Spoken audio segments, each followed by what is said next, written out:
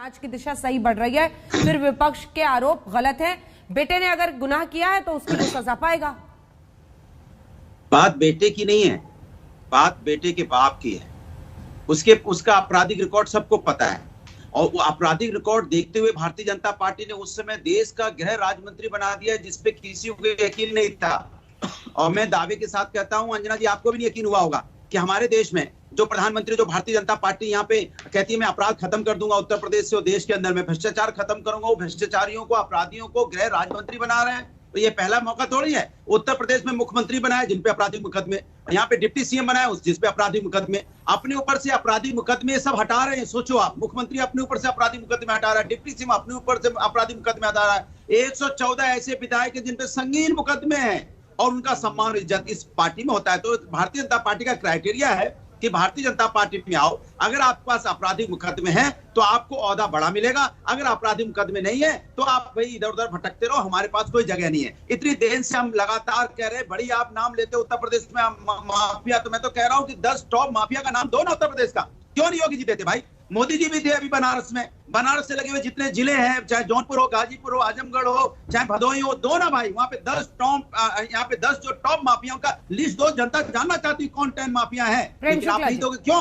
क्योंकि आपका सर्वेक्षण प्राप्त है, तभी तो आप नहीं दे रहे हो। नहीं तो अब तक आप दे दिया होता आपने। क्यों नहीं देना चाहते आप? किस बात का डर? इसके मतलब उत्तर प्रदेश में भारतीय जनता पार्टी की सरकार माफियाओं की सरकार है, ये गुंडा सरकार है, अराजकता चलाती है, महिलाओं पर अत्याचार जिस तरह से बढ़ा है। जवाब सुनिए, जवाब सुनिए। देखिए, इस बार आर पार के मूड में है। जो बड़ी बातें इस केस की हैं, देखिए, इसे गैर इरादतन हत्या नहीं माना है कोर्ट ने। हम कोर्ट की बात कर रहे हैं। प्रेम शुक्ला जी, विपक्ष क्या कह रहा है, विपक्ष क्या घेर रहा है, ये अलग बात है।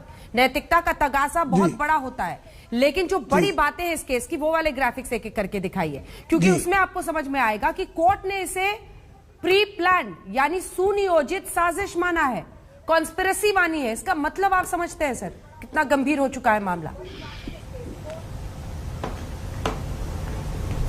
देखिए अंजना जी, गंभीर मामला और गंभीरता से जांच चल रही, निष्पक्षता से जांच चल रही है।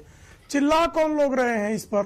वो लोग चिल्ला रहे हैं जो कमलनाथ को मुख्यमंत्री बनाते, लगातार मंत्री बनाते हैं, जिन्होंने दिल्ली में निर्दोष सिखों के नरसंहार में हिस्सेदारी की।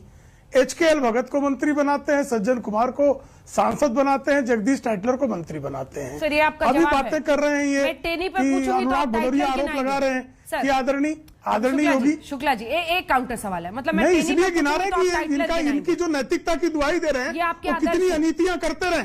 हम तो नैतिक लोग हैं, हम तो एक किसी के खिलाफ जो है अगर प्रमाण मिल जाएगा तो कार्रवाई हो जाएगी, लेकिन जिनके खिलाफ प्रमाणों का अंबार होने के बावजूद जिन लोगों ने गवाहियां दी उन पर टाड़ा लगा दिया गया। जिन्होंने कमलनाथ के खिलाफ गवाही देने का प्रयास किया, उस महिला को टाड़ा में बंद कर दिया गया।